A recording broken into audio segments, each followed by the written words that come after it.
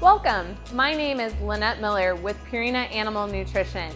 Thank you for joining us for Purina's Equine Educational Event hosted by Country Visions Cooperative.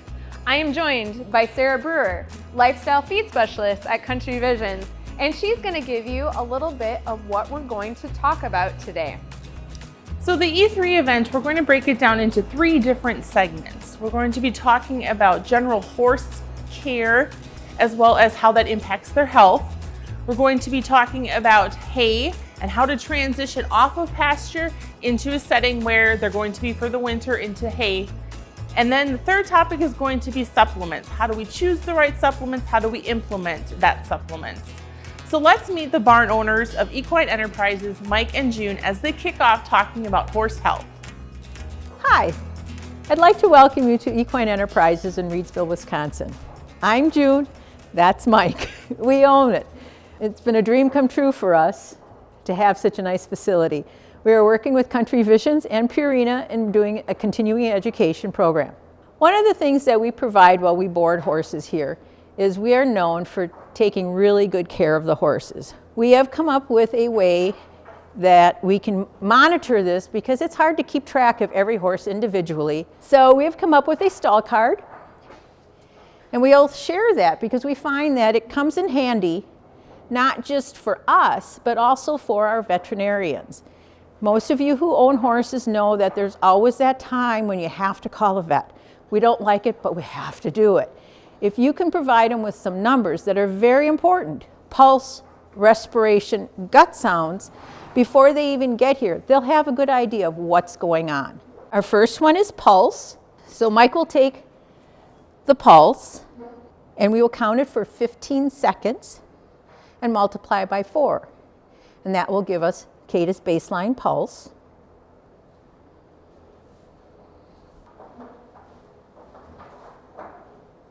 $10 for 15 seconds. So he counted 10 beats per 15 seconds. 10 times 4 is 40. So that would be her baseline pulse. Usually a horse that's in pain or distress, you will see pulses up to 80 and higher. Bad. Call your vet immediately. Next is respirations. So Mike will show you where we kind of watch for a respiration. And again, we will count for 15 seconds. So 3 times 4 is 12. So she has a respiration of 12. 8 to 20 would be a normal, depending upon the horse. We also do what they call skin tenting. You will see your vet come out to see about how hydrated is your horse. You will pinch the skin. It's like a 1 to 2 second recovery. Which is normal. 1 to 2 second recovery on skin tenting, and that's a normal skin tenting. If the skin holds that tented appearance longer than 2 seconds, you have a slightly dehydrated horse and needs to be monitored. Capillary refill, you will also see your vets do this a lot. So what you do is you press your thumb onto their gum, release it, and count how many seconds it takes for that to pink up again. 1 to 2. 1 to 2 seconds. Again, normal. And while they're in there checking the capillary refill of the gums, they're also checking to see how moist their gums are. Is it a sticky moist, or if it's a nice slimy moist? We want nice slimy. There are 4 quadrants that you listen to for gut sounds. So you will see the upper quadrant,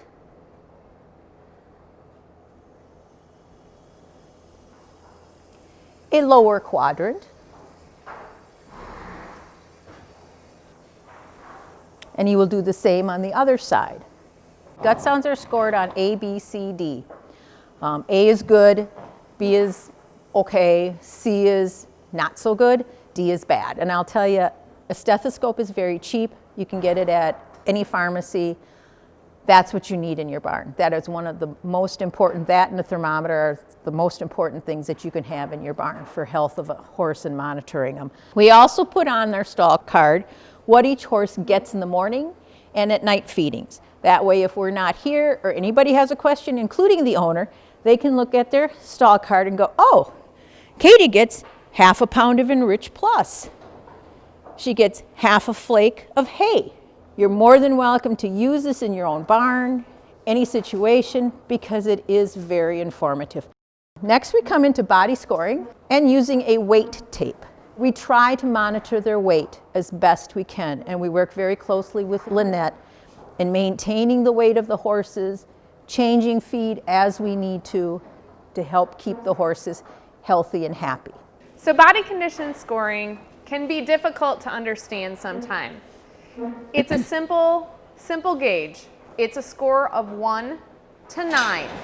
1 would be extremely emaciated. A lot of times we don't necessarily see those horses because they probably aren't in good enough health. And then a 9 is going to be an extremely obese horse, and we don't see those very often either. Like Mike and June use the weight tape and their stall cards, the body condition score gives us an idea of whether or not their weight is appropriate. It will help us decide whether or not they're fit. So we're gonna look right at 5 for our extremely fit average body condition score horse. So where do we look? How do we start with body condition scoring? So from the front to the back. So one of our more common areas that we will see what we call adipose tissue, fat, develop on horses that might be a body condition score of 6 or 7 or above, we will see sometimes this crest. When we feel it, it's going to be firm. It may move a little bit. Sometimes on an extremely obese horse, it will actually kind of roll over, and sometimes you will tend to see that it looks like they have something going wrong because that tissue is tipping on that neck. So Corinne has a good amount on this crest. This is something very common that we see, but that's also something in our younger horses that are maintaining weight quite well that we also want to try to guard against. We want to try to avoid a crest in the neck. When we come back, we start looking here into the shoulder and the withers, and our fat deposition that gets deposited here, we're gonna see that she's got quite a bit of fat right here in front, and her withers are well covered. And we'll come back then right where your girth goes. So there's no reason why you cannot do a body condition score every time you're saddling to ride. This is another spot that we look. Corinne has a pretty good fat pocket right here. I'm gonna fall right in your heart girth. She has plenty of cover here. We have the nice typical crease down the back that in some of our show horses we like to see. So in our stock horses or quarter horses, this is going to be pretty common. We want to see that bulge in that top line. We want to see a little bit of that, but the deeper that gets, the fatter we're getting. Then we're going to look here at the cover. And I push pretty hard. I don't feel Corinne's ribs a whole lot. We've got to get in there. So towards the back, we'll feel them a little bit easier. Then we're going to go up and over, and we're going to get to the tail head. If you can kind of see, there's a mass here of body fat that has gone on each side of her tail. And Mike's going to swing her around here so we can get a little bit of a close-up. See the crease that comes down over that tail head? And then this fat tissue here, she's pretty heavy. So she has plenty of fat pockets here. So Corinne scores over a 7 because we have some definite adipose tissues. Some of that is definitely due to her Cushing's.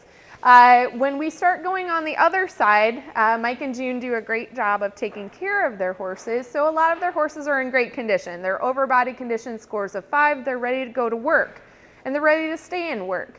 But what about that horse that's maybe not doing as well? Maybe an older horse. How do we know that they're underneath a score of, say, a 5, which is what we would find to be adequate for our performance horses? First, from afar, we look for visual ribs. All right? So if we step back and say, no ribs seen here, we know we're above a 5. If we step back and we have visual ribs, maybe the last 4 or 5, we're below a body condition score of 5. A body condition score of 5, we should not visually see ribs except maybe the last couple when they go to move. If they turn, sometimes you'll see this. On a body condition score of 4, we're going to see the ribs whether they're moving or not. That's going to be the easiest way of gauging, am I plus or minus a 5? Do I have visual ribs or no visual ribs? Body condition scores of 4 are going to be very common on a hard-working horse. If we're hitting the show season very hard and we're struggling to get enough calories into them, they're not in huge amount of danger at a body condition score of 4, but it's something where we need to take a look at, do I need some help finding the right calories and the right types of feed for it? We'll also see that in a body condition score of 4 with some of our senior horses. They're unable to eat hay, they're not consuming near what they used to in forage, and we may start to see that. I'm okay with that being slightly under a 5. Also, when we get into aged, it's a little bit easier on joints. And so for our performance horses too, I don't like to see them over a 6.